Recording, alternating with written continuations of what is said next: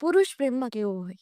બાળક જેવો. પુરુષ છે ને, અવારનવાર સાંભળું છું ઘણા લોકો પાસેથી ને હું માનુંય છું અને આને મેં સ્વીકારી લીધું છે અને હું કહુંય છું કે પુરુષ છે ને પ્રેમમાં પડે એટલે બાળક થઈ જાય. જે સિંહ કેમ એની સિંહણ સાથે જુદો હોય અને જંગલનો રાજા એ જ્યારે હોય ત્યારે જુદો હોય, શિકાર કરતો હોય ત્યારે જુદો હોય. પુરુષ પણ એ જ રીતે એની પ્રેમિકા સાથે છે ને બાળક જેવું સ્વરૂપ કરતો હોય. એને ખોળામાં માથું રાખીને સૂશે, એના ખભે માથું રાખીને સૂશે.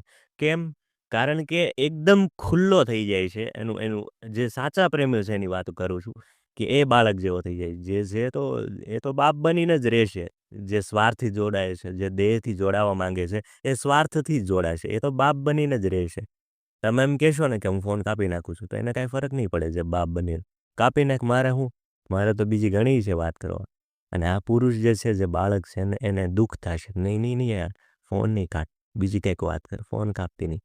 એટલે એ ડરે છે એ વસ્તુથી. અને જે બાળક સ્વરૂપ છે, જે પુરુષ આવું અનુભવે છે અને આવું વર્તન કરે છે, સાચો પ્રેમી છે.